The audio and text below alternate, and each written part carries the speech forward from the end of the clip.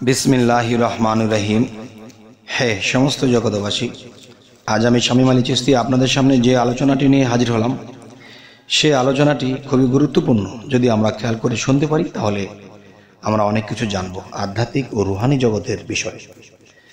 देखुन এই পৃথিবীতে বহু তরিকতের মানুষের একটা জিনিস ভিতরে কাজ করে বা শরীয়তের মানুষেরও কাজ করে। সেই বিষয়টি হলো দেখুন যে বিগত পিছনের জন্মে আপনি কোন সংসারে ছিলেন, কোন বংশে ছিলেন, কোন ফ্যামিলিতে ছিলেন, আপনি কি খুব দরিদ্র ঘরে ছিলেন, কোনো রাজা বাদশার ঘরে ছিলেন, কোনো ধনীর দুলালি ছিলেন, এটা কিন্তু প্রশ্ন জাগে।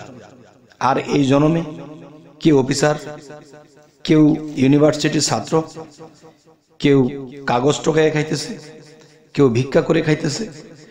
তাহলে আল্লাহ কিন্তু বলে দিয়েছে একটি কথা যে আমি কাউকে কম দেই না, বেশি দেই না, আমি সমান দিয়ে থাকি। তাহলে এখানে সমান পাওয়া যায় না। তাহলে বোঝা গেল আল্লাহ সঠিক বলেছে, আমরাই বুঝি নাই। তো সেই বুঝটা কি? তো আজকের আলোচনার মূল হলো পিছনের জন্মের কথা মনে থাকে না কেন? কে ভুলিয়ে দেয়?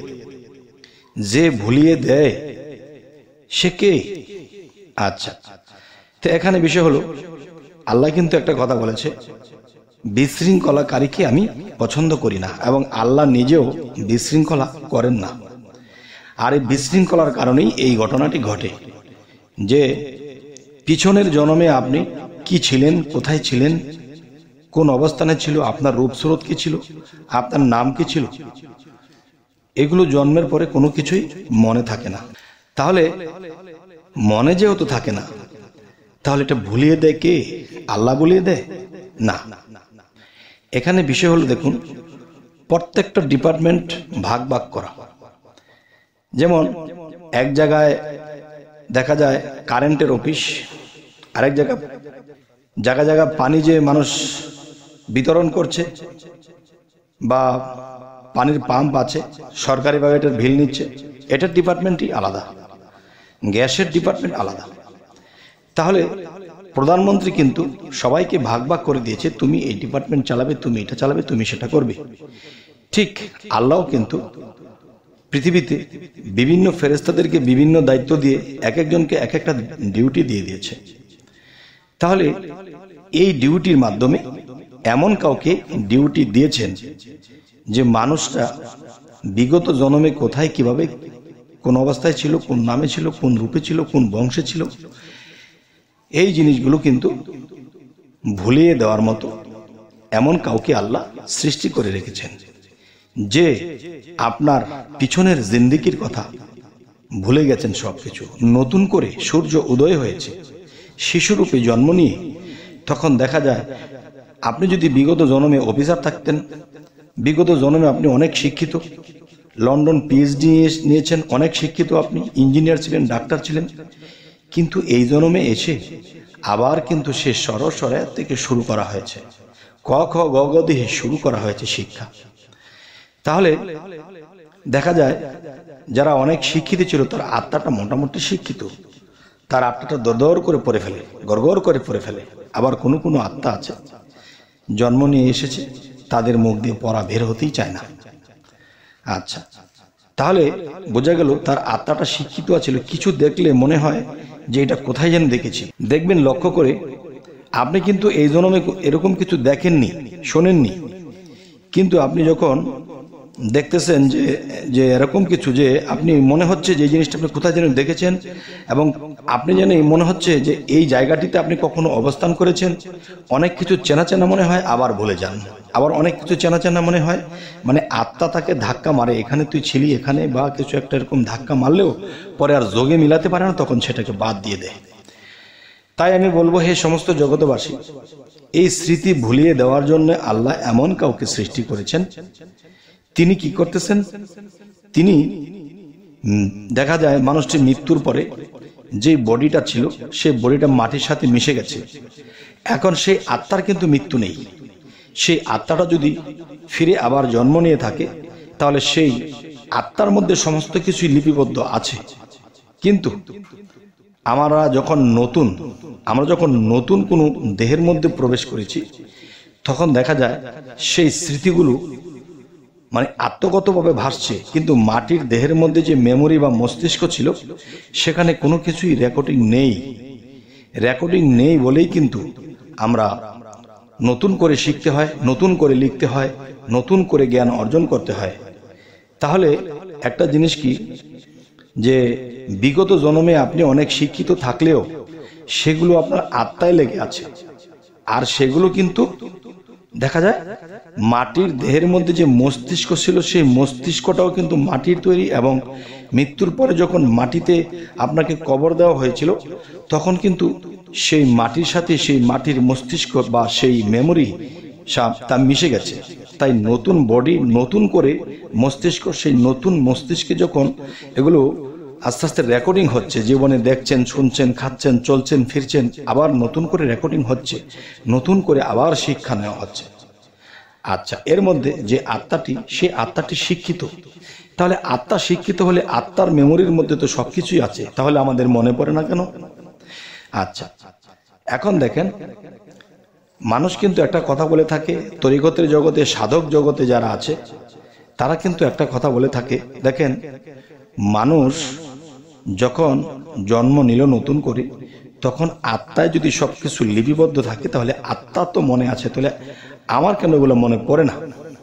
আচ্ছা, তাহলে সেই আত্মাটা আপনার মধ্যে আপনার ভাবে আছে। আপনি মূর্খ, সেও মূর্খ। আপনি চেতনোক্ত, সেও চেতনোক্ত। আপনি শিক্ষিত, সেও শিক্ষিত। কিন্তু আপনি যে বিগত পিছনের জন্মে এত শিক্ষিত ছিলেন সেটি মনে নেই। সেটি মনে রাখার যে বিষয়টা, সেই মস্তিষ্কের বা আত্মার মধ্যে যে মস্তিষ্ক আছে, সেই বায়ুতে বাসন যে মস্তিষ্কটা আছে, সেটাকে আড়াল করে রাখা হয়েছে। তাই একটি কথা বলা হয়, সাধনার দ্বারা, আল্লাহর আমল বা কর্মের দ্বারা মানুষ যখন আত্মসাধনা করে তখন তার মধ্য থেকে আত্মজাগ্রত হয়।